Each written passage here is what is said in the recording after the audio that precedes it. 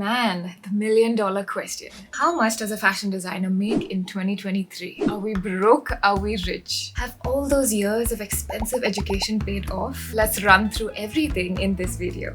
What's up guys? Christina here, and today we're going to be discussing fashion designer salaries in India. I will be giving you a corporate company point of view, that is what your CTC will be if you choose to work with brands like Reliance, Aditya Birla, Myntra, etc. Now, before we begin, keep in mind that there are a lot of external elements that will play a role in what salary you will end up getting. Like the company that you choose to work with, for example, because different companies will pay you different salaries. It also depends on things like your salary negotiation skills and how well you have written your CV, or even how well you communicate. And because I cannot take all these factors into accommodation as they will be specific to you, I will give you the salary estimates of the average fashion designer. Let's say that her name is Nalini. Now, Nalini has studied at a good college like Pearl. She has received a CGPA of 7 and she has a good portfolio showcasing skills in Adobe Illustrator, Photoshop, etc. Now, we are going to look at Nalini's career trajectory over 14 years and the different roles that she takes up, as well as the salary she makes for each role. This is the usual hierarchy that most corporate companies follow for fashion designers. So let's start by running through each stage, starting at the beginning. Stage 1. Nalini is at the very start of her career. She has just graduated from college with a bachelor's in fashion design and she has got into a company as assistant designer. The starting salary offered to her will approximately be 3.6 to 4.2 lakhs per annum. Now, at this stage, what does getting a good salary depend on? It depends on 3 main things: the college she graduates from, the CGPA she got, and her portfolio.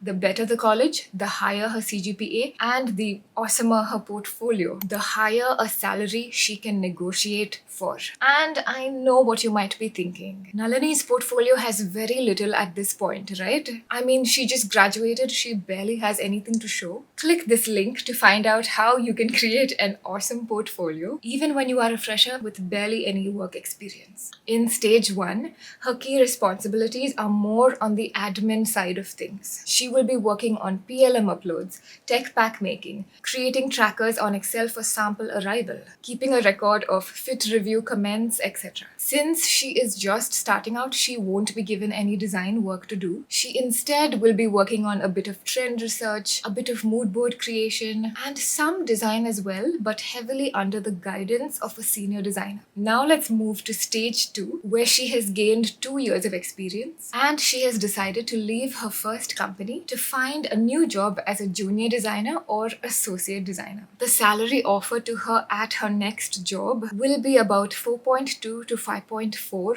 lakhs per annum. And guess what? Her new company will not look much at her CGPA. From this job onwards and for the rest of her career, getting a good salary depends on the following factors: her accomplishments at her previous job, her updated portfolio of designs that she worked on or assisted with at her previous company, and again, very importantly, the college that she comes from. Keep in mind that for like the first 8 to 10 years of your career, the design college that you got your bachelor's at will play a key role. For the rest of your career, however, it is just your level of discipline and your accomplishments at your previous jobs that will take you a long way.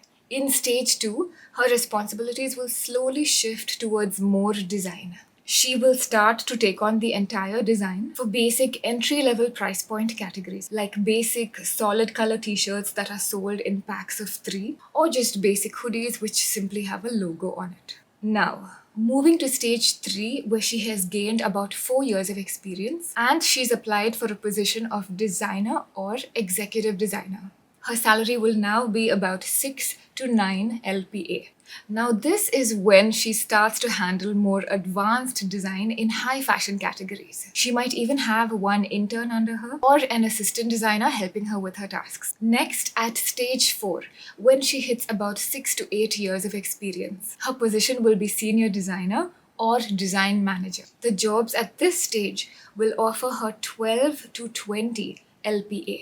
At this stage, she will handle not just the design, but also the strategy behind the design. For instance, she will be in charge of deep diving into the styles that sold the best and the styles that sold the worst. And it is her responsibility to analyze the reasoning behind the same, while also putting together strategies on how to best sell future merchandise. At this stage, she most likely has a team of interns, a team of assistant designers or junior designers that help her with her different tasks. And finally, at stage 5, when Nalini gains about 10 to 14 years of experience, her position is at Associate Design Director or Deputy Design Director, etc. She could be making anywhere from 20 to 35 LPA, maybe even more.